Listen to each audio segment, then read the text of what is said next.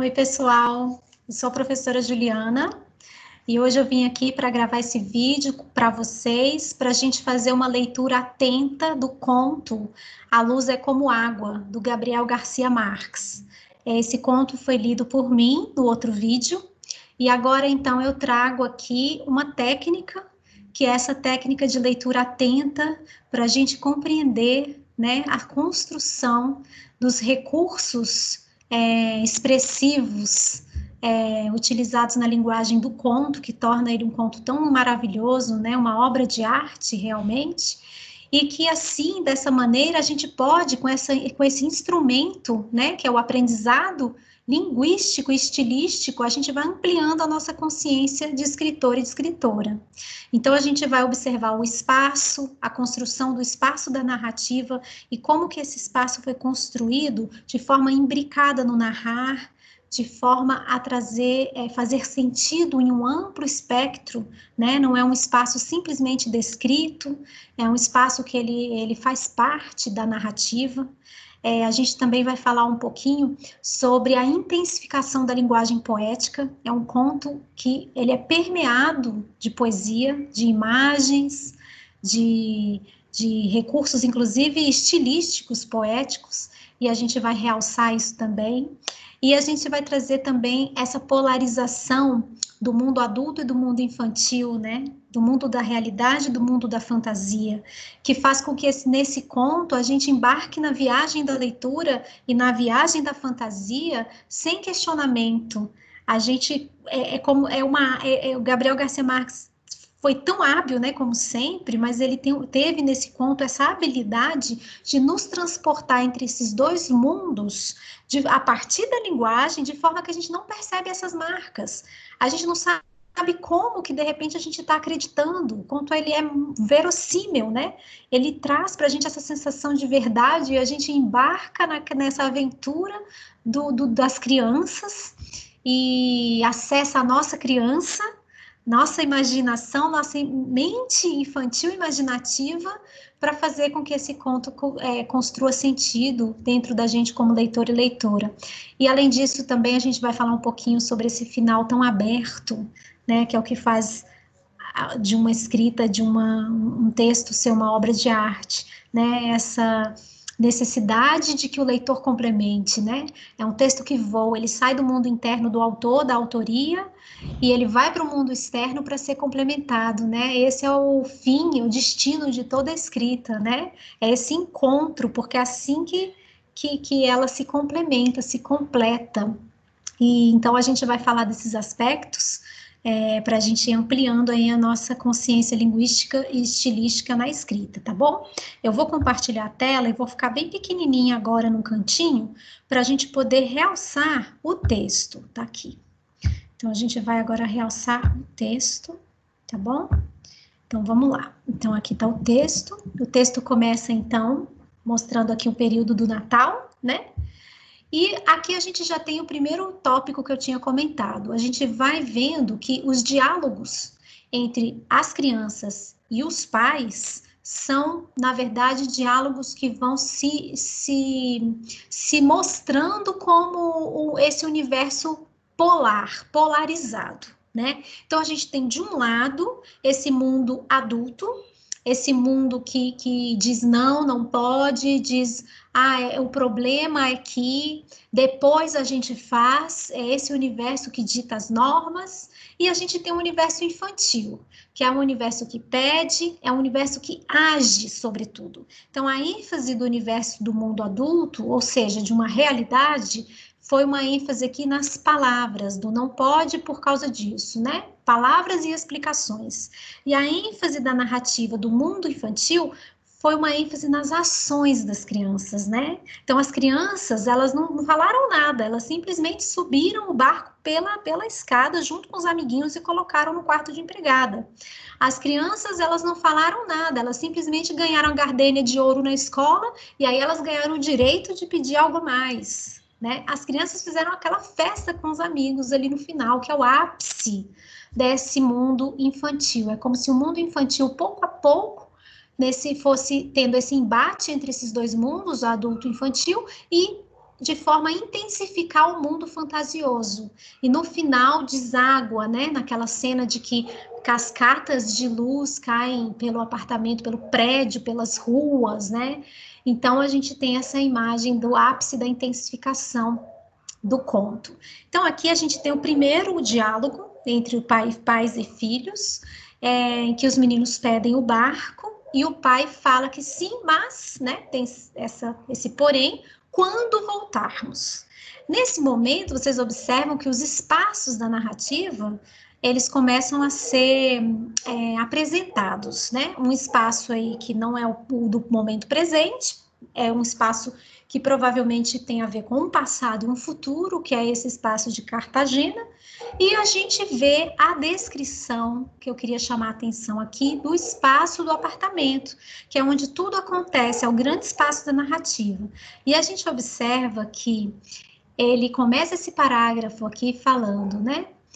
Na casa de Cartagena de Índias, havia um pátio com atracadouro, sobre a baía, um refúgio para 2 iates grandes. Então, no único período, apresentou o espaço de Cartagena. Em Madrid, porém, viviam apertados. Aí começa a parte de linguagem. Ele vai especificando por meio das restrições do endereço, né? E dos aspectos do espaço. Então, é como se a gente fosse sentindo o aperto do lugar.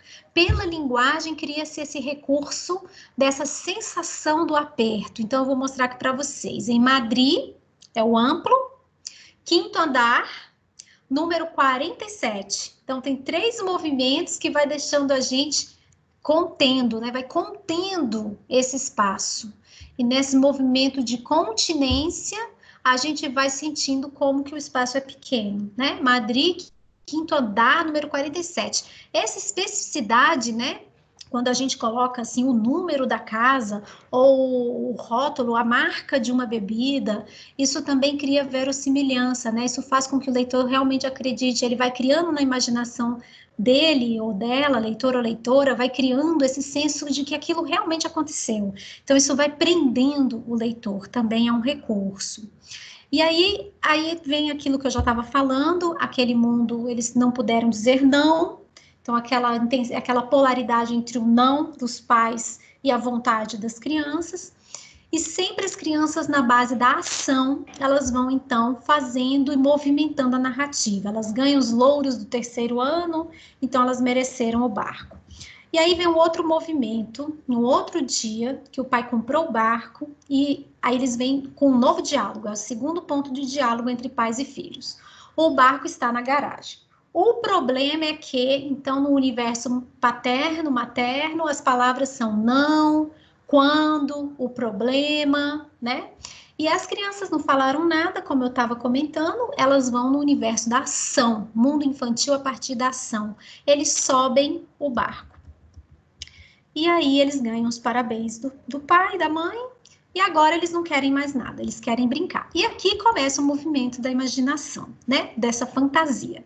Na noite de quarta-feira, os meninos, donos e senhores da casa, fecharam as portas e janelas. E aqui a gente vê também um movimento que vai se ampliando. Nessa primeira brincadeira, em que eles quebraram uma lâmpada de um lustre da sala e esse jorro de luz dourada e fresca, feito água, invadiu o apartamento, a gente tem aqui uma medida.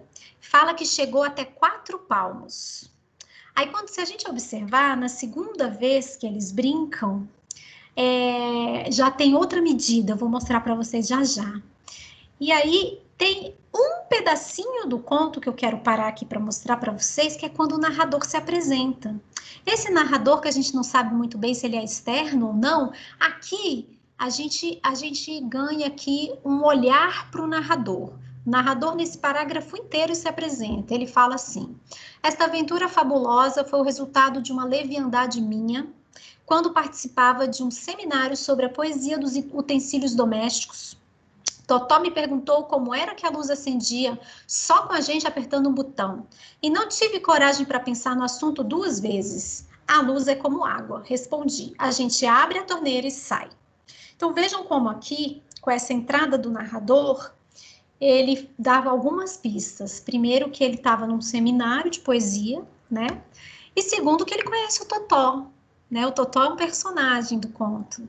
E aqui ele está contando para a gente, que é leitor, leitora, quase como uma confissão de como é que ele teve a ideia desse conto.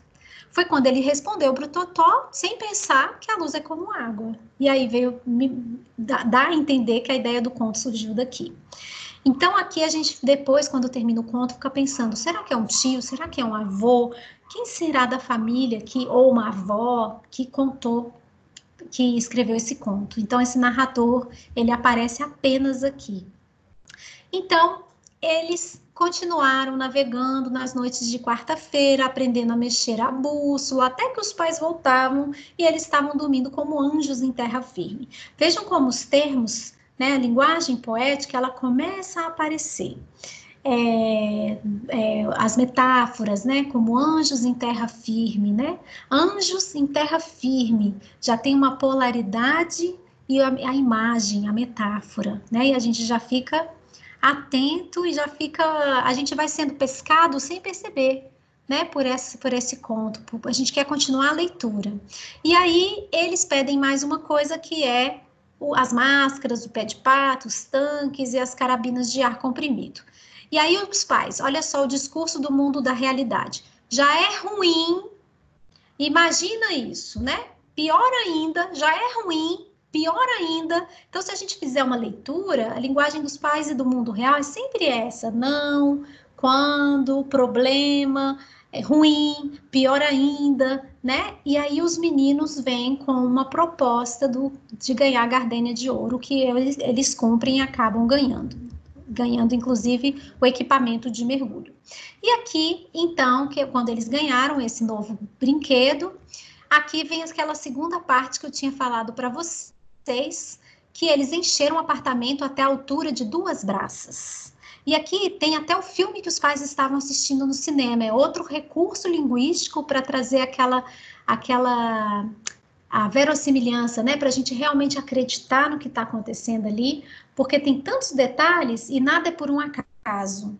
Esse conto, e como todos os outros contos de qualidade, eles são reescritos inúmeras vezes.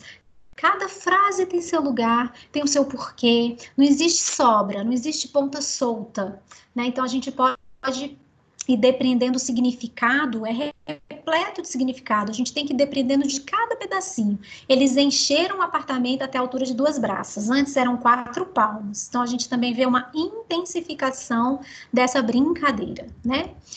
E aí, eles então, foi a última vez que teve aqui, né, o último movimento antes da festa com os coleguinhas, e aí o pai e a mulher permitiram, então. Nessa hora é a permissão, né? O mundo da realidade permite.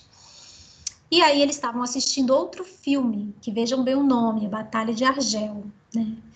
E aí agora vem o ápice da linguagem poética do conto, o ápice das cenas, dos gestos, dos cheiros, de toda a sinestesia que o conto traz para a gente, nos envolvendo na leitura, né? Então vai intensificando, intensificando, até que chega nesse ápice. As pessoas que passaram pela Castelhana viram uma cascata de luz, que caía de um velho edifício escondido entre as árvores. Então aqui vocês vejam que o foco da narrativa foi lá para o outro lado da rua, para longe do edifício, saiu de dentro do apartamento o foco da narrativa, e a gente olhou de longe, né? Antes a gente estava olhando de perto, eram 2 braças, eram 4 palmos, né? Tem uma cena linda que está aqui, eu esqueci de ler para vocês, de ressaltar, que é quando eles falam assim. Ver? Vou só ler esse pedacinho aqui para vocês. Quando eles falam que eles estavam encontrando os objetos, peraí, tem que procurar aqui. Eles mergulharam e encontraram os objetos na escuridão, né? Ah, eu acho que ainda vai aparecer. É aqui. Aqui, ó.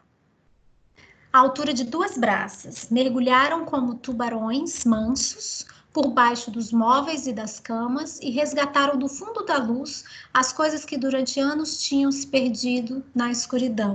Aqui foi uma pontinha dessa linguagem poética que lá naquele ponto que eu estava comentando vem o auge, o ápice, né?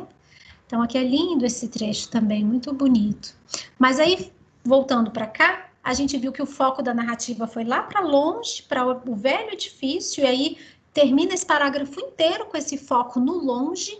Então, na linguagem, uma linguagem expressiva de ficção, de poesia, especialmente de ficção, a gente tem que trabalhar com dois focos, ou muito perto ou muito longe. Essa é uma técnica interessante, para a gente não ficar no foco do comum, do senso comum. O foco mediano é o foco do senso comum, né? Então, é muito bacana a gente intensificar essa sensorialidade no muito perto e no muito longe. Então, essa também é uma técnica. Então, olha só, saía pelas varandas, derramava-se em torrentes pela fachada, formou um leito pela grande avenida numa correnteza dourada que iluminou a cidade até o guarda-rama. Percebam que a lente vai ampliando. Então, também esse movimento da lente é algo que a gente pode explorar na reescrita de um texto. Aqui vem um fenômeno muito interessante, que é a mistura de tipo de linguagem. De estilos linguísticos. Aqui a gente tem um tipo de linguagem típica do jornalismo, da notícia, do gênero notícia. E aí a gente vê essa integração entre a linguagem do gênero notício e o ápice da linguagem poética. E aqui é uma explicação linguística e estilística do porquê que a gente não se dá conta e a gente vai acreditando. Realmente a gente entra nesse mundo fantasioso, né? Sem grandes questionamentos. Quando a gente vê, a gente está emocionado, a gente termina a leitura assim, né? Com aquele êxtase que a literatura traz, que a boa literatura traz. Então, aqui olha só, chamados com urgência, os bombeiros forçaram a porta do 5º andar e encontraram a casa coberta. Até esse ponto. Até esse ponto aqui, poderia ser uma notícia de jornal, uma narrativa de uma notícia, de uma tragédia, um problema. E aí a gente tem, então, como se fosse uma sacudida de vida real, né? Esse mundo real que começou ali com os pais também se intensificou. Ele desagou nos bombeiros, né? E o mundo das crianças também se intensificou e desagou na fantasia. Então, é muito belo a gente ver essa construção, né? Então, aí vem, coberta de luz até o teto. O sofá e as poltronas forradas de pele de leopardo flutuavam na sala a diferentes alturas, entre as garrafas do bar e o piano de cauda com seu chale de manilha, que agitava-se com movimentos de asa à meia água como uma raia de ouro. Olha que imagem, né? A gente vai penetrando na descrição dessa narração, é uma descrição narrativa repleta de sensorialidade. E a gente vai realmente viajando nessa expressividade desse momento da narrativa, que é o seu auge. Os utensílios domésticos, na plenitude de sua poesia, voavam com as suas próprias asas pelo céu da cozinha. Olha, a gente vê a metáfora, a gente vê a personificação de objetos, né? São muitos os recursos estilísticos para tornar esse momento como um momento do ápice expressivo, poético, da linguagem poética desse conto. Aqui outro que chama a atenção, e aqui a gente pode pensar que a entrada dessa linguagem jornalística aí, né, chamando para a ideia do bombeiro, se a gente também não tem uma possibilidade dentro dos finais, inúmeros finais, né, que esse conto pode ter, a possibilidade de, na verdade, estar se tratando de uma forma poética de narrar uma tragédia, né, quando falam assim, que os peixes eram os únicos que flutuavam vivos, né? Então, a gente tem pequeninas pistas que podem deixar o leitor, a leitora, complementar com esse final, ou não, né? Pode ser que a gente está comparando os peixes do aquário com os peixes da imaginação dos meninos, né? No banheiro flutuavam as escovas de dentes, os preservativos, os potes de creme e a dentadura. Veja bem, aqui a gente tem assim, a gente consegue fazer a imagem de como era essa família, né? Tem muitos detalhes íntimos, de intimidade ali, a dentadura, preservativos, e aí a gente vai compondo com essa descrição muito mais do que só uma descrição. A gente vai entrando numa intimidade familiar, né? E a TV ligada no último filme. Aí aqui também tem uma outra pista de uma possível tragédia, né? Totó estava sentado na popa do bote, agarrado aos remos e com a máscara no rosto, buscando o farol do porto, até o momento em que houve ar nos tanques de oxigênio. Então a gente dá a entender que ele ficou sem ar, né? Que ele ficou agarrado até o momento que houve ar. E outro pontinho linguístico que pode também antecipar esse final trágico é os seus 37 companheiros eternizados, né? A gente pode pensar no incêndio, a gente pode pensar numa, né? Com as chamas de luz, e aí a gente não sabe, né? Cada um vai ter aí sua interpretação.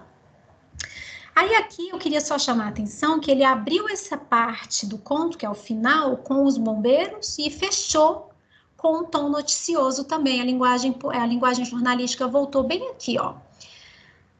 O quarto ano elementar inteiro da escola de São João Hospitalário tinha se afogado no quinto andar do número 47 do Passeio de la Castellana. Então aqui a gente tem quase uma manchete de jornal, né? Ele abre e fecha essa parte, que é o ápice da narrativa, com a linguagem jornalística, e depois ele entremeia com a linguagem poética, com grande intensificação nas metáforas, nos recursos expressivos, nos recursos estilísticos. E assim, então, esse conto termina maravilhoso e fantástico. Eu vou voltar aqui e parar de compartilhar com vocês a tela, para vocês poderem me ver de novo. Então, a gente vem para finalizar essa aula, que na verdade é só uma leitura atenta, né, um exercício que a gente fez juntos, e eu proponho para vocês agora um novo texto, que se chama... Eu vou deixar lá no nosso fórum de notícias,